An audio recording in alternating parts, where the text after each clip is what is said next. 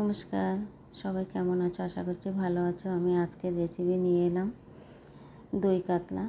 মাছটা বাজার থেকে কেটেই নিয়ে এসছে, আর আমি কেটে এই পরিষ্কার করে ধুয়ে লবণ হলুদ মেখে রেখে দিয়েছিলাম আধ ঘন্টার মতো। একটু লবণ হলুদ মেখে রেখে দিলে জলটা বেরিয়ে যায়, মাছটা কিন্তু শক্ত হয় ভাজা করলে, আর খেতেও বেশ ভালো লাগে। আষ্টে গন্ধটা একদম থাকে না, জলটা বের করে দিতে হবে কিন্তু লবণ হলুদ মেখে রেখে। এদিকে তাওয়া বসিয়ে দিয়ে মাছগুলো সব ভাজতে বসিয়ে দেব। মাছগুলো কিন্তু বেশি ভাজবো না, অল্প অল্পই ভেজে নেব। আর এদিকে আমি একটা মশলা তৈরি করে নেব। আর শিলপাতায় বাটা মশলা করে রান্না করলে বেশ খেতে ভালো লাগে। কিন্তু মাঝে মাঝে মিক্সিতেও করতে হয়, কিন্তু এত পরিশ্রম করার পরে যখন খেতে ভালো হয় না, সবাই বলে খেতে ভালো হয়নি, তখন ভীষণ খারাপ লাগে। তাই একটু কষ্ট হলেও শিলপাতায় বেটে রান্না করার চেষ্টা করি। তা এখানে আমি মাছগুলো এক পিঠ ভেজে নিলাম আর এক পিঠ উল্টে দিলাম। 4 পিস মাছ ভাজা হয়ে গেছে, আর 4 পিস পরে ভাজবো।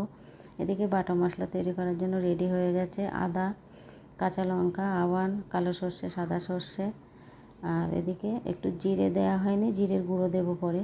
এই মশলাটা বাটা হয়ে গেছে। আর দই দেখলে দইটা আমি মিক্সিতে পরে ফাটিয়ে নেব।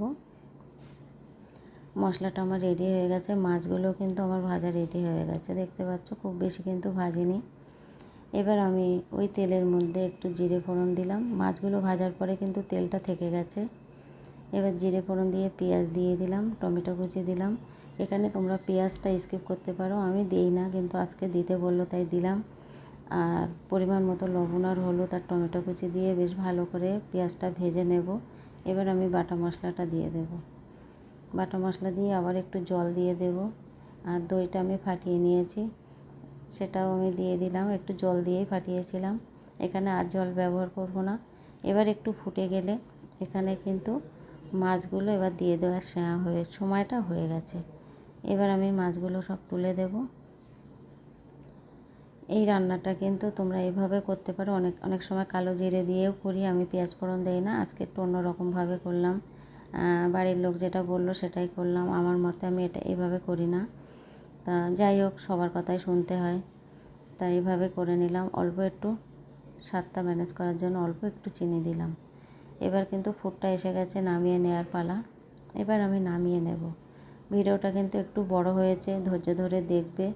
সব সময় ছোট ভিডিও দিলে হয় না, ফেসবুক তো সব সময় বলে যে 5টা ছোট ভিডিও দিলেও একটা বড় ভিডিও দিতে হয়, তাই আমি আজকে এই ভিডিওটা একটু বড় দিলাম। নামিয়ে নিলাম, রেডি হয়ে গেছে। নামানোর আগে কিন্তু একটু কাঁচা তেল ব্যবহার করি, আমি কিন্তু এখানে কাঁচা তেল দিলাম না, এখানে আমি টক দই দিয়েছিলাম বলে। রেডি হয়ে গেছে বন্ধুরা, কেমন হলো কমেন্টে জানাবে। ভালো লাগলে লাইক কমেন্ট